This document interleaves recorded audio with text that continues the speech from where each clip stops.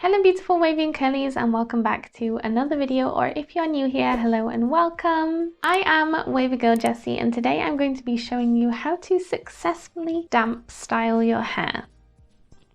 If you've given damp styling a go before, you're probably all too familiar with the stringy mess that you can end up with if you're not careful. Comment down below if you've ever felt personally victimized by damp styling.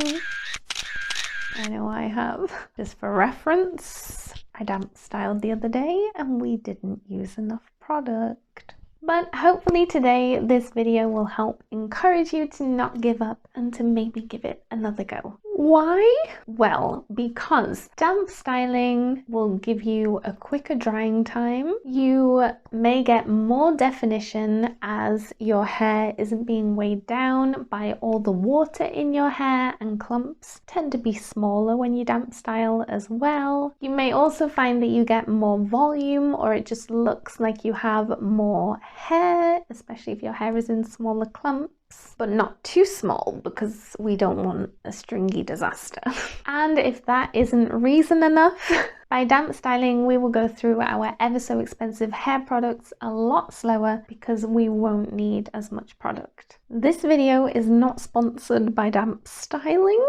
Like seriously, why am I selling it so much? First off, we are going to wash and condition our hair as usual. For this step, you may want to opt for a clarifying shampoo and or lightweight products to help maximize the volume. However, keep in mind how your hair tends to behave when you clarify. You may prefer to opt for thicker and richer products if clarifying tends to dry out your hair. Today I am just using the Sumilayi, I don't know if I pronounced that right by the way, but I'm using their shampoo and their conditioner. I really like the shampoo because it's just lightweight, gets the job done, gives me a good clean, and their conditioner is on the thicker side, but I'm not too worried because I'm gonna go in light-handed. So now this next step is optional depending on your hair type and what your hair needs. You may find that with your hair you can get away with not using a leave-in or a cream, or maybe you find that with your hair type you need to use both. So that just comes down to personal preference and your own hair. In my case, I usually prefer to use a leave-in or a cream because this will prevent my hair from drying out after wash day, and by using one or the other, I'm not risking weighing my hair down. Today I'm using this spray from Naturals as a leave-in. This is my first time trying it, but the impressions that I get is it's very watery, very liquidy, runny, so it's going to be really lightweight while also adding some hydration into my hair. Plus, it contains a tiny bit of protein. Now, this is where things get controversial.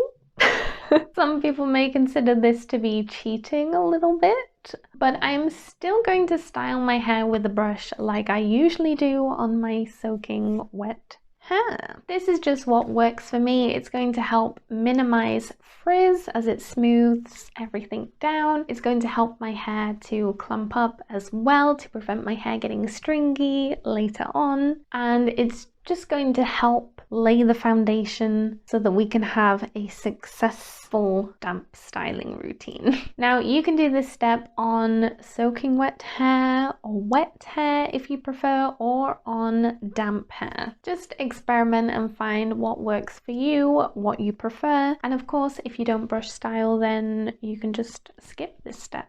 Now I am microplopping to remove the excess water, and then you can plop for your desired amount of time. I tend to do about 30 to 45 minutes usually. If plopping doesn't work for you, I know some people say that it leaves their hair looking wonky, then you can just microplop more than I did and keep removing the excess water until your hair is damp. Now, I really do think that this next step is where it can really make or break whether your damp styling was a success or not. First of all, you're probably going to own stylers that only work great for you on soaking wet hair, and you'll probably have some that you get better results using them on damp hair. So again, this is where you're going to need to experiment maybe for a few washes to find the perfect product combo that works well for you on damp hair. I am going to use the Magical Flaxseed Gel by Pretty Curly Girl. This is just my favorite gel. I always go back to it. I know I can trust it. It's my go-to, my holy grail, I would say. And my hair just absolutely loves flaxseed gel, and on the few refreshers that I've tried, the only successful refreshers I've had that look decent is with flaxseed gel. So that's why I think this is going to work great on damp hair. The Pantene No. 5 mousse also works really well on damp hair. I've had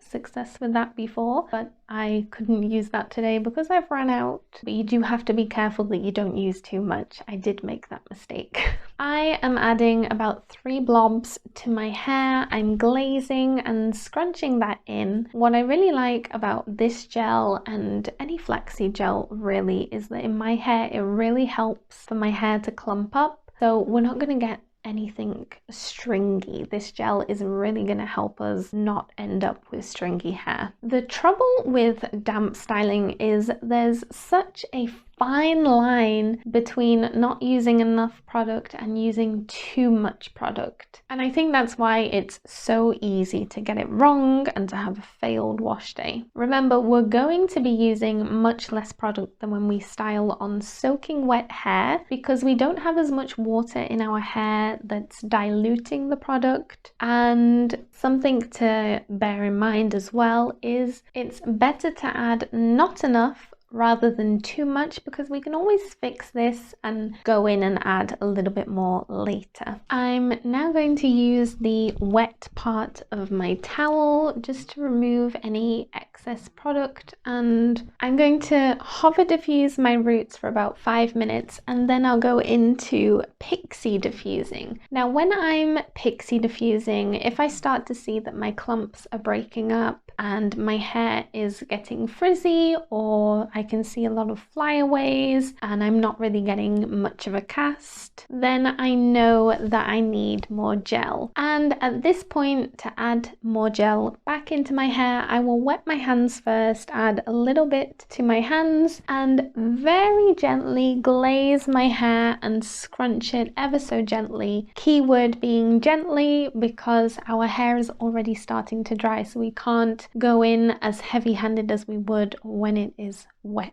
And then continue diffusing until dry. I'm actually already starting to get a cast. I think I've added enough gel. I don't think I'll need any more. Okay, but this definition though. My cast started to soften in the last 5 minutes or so of diffusing, but before that I was getting a rock solid, really hard cast. So if that's something that you like, or you find it difficult to get a cast in your hair, try applying your stylers to damp hair and you might find it a bit easier to get a cast. Something that I will say about this gel is that it is really thick. So one of the issues if you use a thick gel to damp style is that it might be a bit trickier to get an even product distribution. If you can see the underlayer here, the gel kind of only got the end, and up here doesn't really have any product in it. So it's mostly the top layer and the ends of my hair that have gel in them, which perhaps isn't ideal. So that's something to bear in mind. You may want to use a more runnier gel, something that's easier to distribute through all of your hair. But so far I'm liking these results. I am going to scrunch this out now and see what we are left with.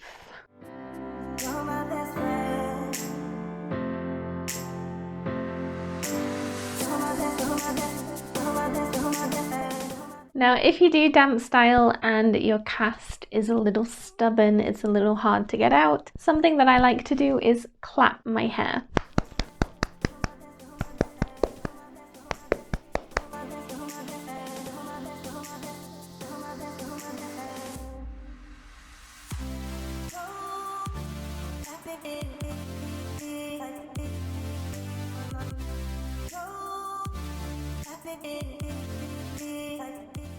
And here we have it. Here are the finished results. My hair is looking defined. It's looking like I have a lot of hair. We've got a little bit of volume. I'm really pleased with my hair today. Another thing that you may find with damp styling as well is that your hair maybe curls higher up closer to the root. My hair doesn't really, because that's not how my hair works. Because again, you don't have the weight of the water and too much products weighing your hair down. Another word of advice that I forgot to add is if when you are adding your gel or your mousse, whatever styler you are going for, if at this point you feel like your hair is too stringy, you can always add more water back into your hair and that should fix the stringy problem. So if you do need to add more water using your hands or a spray, then